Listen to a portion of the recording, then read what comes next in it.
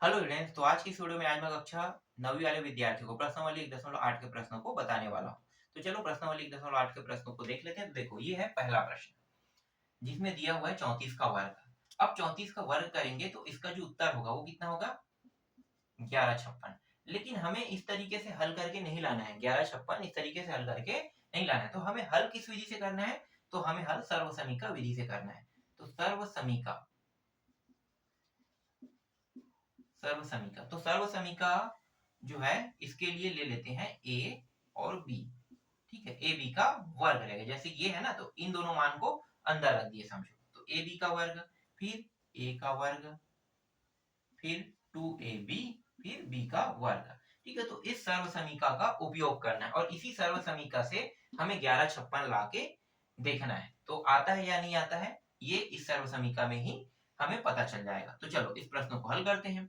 तो ये जो 34 का वर्ग दिया हुआ है ना, तो एक मान हो जाएगा a और एक हो जाएगा b। तो यहाँ पे लिखो, माना a बराबर 3 तथा b बराबर 4 रखने पर। कहाँ पे रखोगे? इसमें। इसे समीकरण 1 नाम दे दो।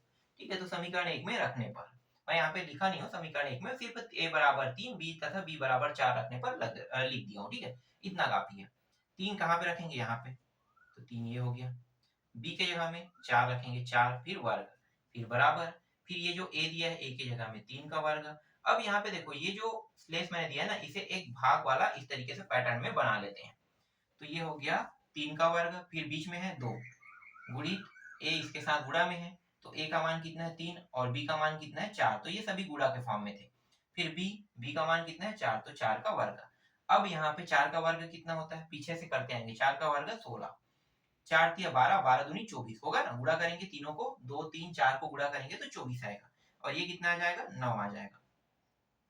अब यहाँ पे ये जो है ये इकाई को प्रदर्शित करेगा। दहाई अंक को हमें इससे हटा देना है। तो इकाई अंक क्या है? 6। तो सिर्फ 6 बस को हम लोग यहाँ पे लेंगे।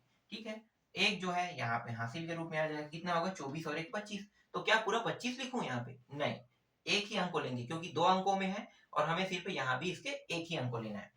तो 24 और एक 25, 25 का कितना लेंगे? 5। अब जो हासिल जो 2 बच रहा है, यहाँ पे 2 एक्स्ट्रा हो रहा है, वो कहाँ पे आ जाएगा? यहाँ पे आ जाएगा। यहाँ पे अब यहाँ पे कितना लेंगे?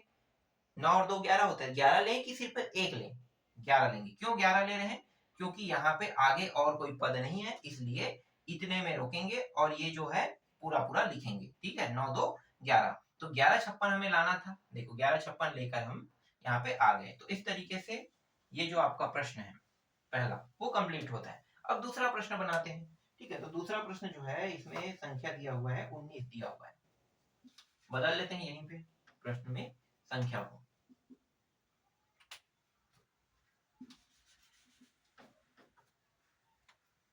और ये रहा 19 का वर्ग। कितना होता है? 361 होता है क्या ना 19 का वर्ग। देखते हैं 361 आ रहा है कि नहीं आ रहा है। तो इस बार a बराबर कितना रखेंगे? 1। ठीक है, ये a का मान हो गया आगे वाला, और पीछे वाला b का मान। b का मान कितना है? 9। तो यहाँ भी वैसे ही करेंगे, बदलाव करेंगे। 1 9। अब हर एक मान को यहाँ पे बदल देते हैं।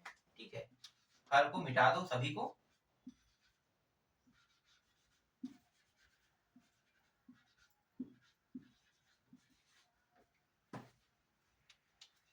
यहाँ पे 1 का वर्ग, फिर 2 गुणित 1 गुणित 9, और यहाँ पे 9 का वर्ग। यहाँ पे कितना होगा? 9 निया 81। 9 का वर्ग मतलब 81। 9 एकम 9, 9 दूनी 18। ये आ गया 18 और 1 एकम 1, मतलब 1 का वर्ग 1 ही होगा। अब यहाँ से एक अंक को लिखना है, 1 यहाँ पे लिखेंगे। 8 कहाँ पे आ जाएगा? यहाँ पे हासिल के रूप में आ गया। दोनों को जोड़ो, 8 दूनी 16। ठीक है, 8 दूनी 16, 16 का 6 है। एक हासिल यहाँ पे, तो ये 2 हो जाएगा है ना। एक और आ रहा है, देखो पूरा अगर जोड़ते हैं तो कितना हो जाएगा? 8 दूनी 16, मतलब 26 हो रहा है। तो 26 का सिर्फ 6 लिखेंगे और जो 2 बचा है वो कहाँ पे आ जाएगा? यहाँ पे आ जाएगा। ठीक है, तो कितना हो गया? 2 1 3, 361। देखो कितना लाना था? 361 आया। 361। तो ये जो है ये आपके दूसरे प्रश्न का उत्तर है। तो इस तरीके से दूसरा प्रश्न भी आपका बन गया। इसमें और भी प्रश्न दिए हुए हैं, सारे प्रश्न ऐसे ही बनेंगे, बहुत आसान और बहुत इजी। तीसरा है 54 का वर्ग दिया हुआ है। चलो इसको भी देख लेते हैं। 54 का वर्ग, यहाँ भी थोड़ा सा बदलाव करना है। सर्वसमीका सब यही रहेगा है ना, कुछ नहीं करेंगे, सब सेम रहेगा। बस ए बी के मान को बदलेंगे। ए की जगह पे 5 लेंगे और बी के जगह में 4 लेंगे। ठीक है, अब यहाँ पे पूरा बदल देते हैं फिर से। ये मिटा देते हैं, मिटाने के बाद पूरा बदल दो। तो ये जो समीकरण सर्व समीकरण दिया है इसमें रख देते हैं। तो ये 5 ये 4 इसका वर्ग, फिर 5 का वर्ग 2 गुणित 5 गुणित 4 फिर 4 का वर्ग। ठीक है, 3 खाना कर लेते हैं इस तरीके से। 4 चौक कितना हुआ 16, ये 4 पंचे 20, 20 दूनी कितना हो गया 40 और 5 पंचे 25। 16 का 6 आएगा, एक जो है यहाँ पे आ जाएगा हासिल के रूप में, तो 40 और 1 41, 41 का एक 4 जो है वो कहाँ पे आ जाएगा यहाँ पे हासिल के रूप में आ जाएगा, कितना आ गया 29। तो यहाँ पे इसका जो उत्तर आ रहा है वो आ रहा है 29, 16 आ रहा है। ठीक है, ये है इस प्रश्न का उत्तर। तो इस तरीके से मैंने आपको 3 तक के प्रश्नों को बता दिया। आशा करता हूँ मैं जो प्रश्न बता रहा हूँ आपको अच्छे से समझ में आ रहा होगा। बहुत ही आसान और बहुत ही सरल है। इसके बाद चौथा प्रश्न है ना, चौथा क्या है 64 का वर्ग और एक है 92 का वर्ग। तो ये जो 64 का वर्ग है और पांचवा 92 का वर्ग है, इसे बना के देखना जैसे मैंने बनाया है। अगर आप वैसे ही बनाते हो सेम टू सेम बनाना है, ठीक है, तो बहुत ही आसानी से इनका जो उत्तर है वो आ जाएगा। तो इस तरीके से मैं प्रश्नावली 1.8 को कंप्लीट समझता हूँ। ठीक है, इसके बाद मैं आपको नेक्स्ट प्रश्नावली को बताऊंगा।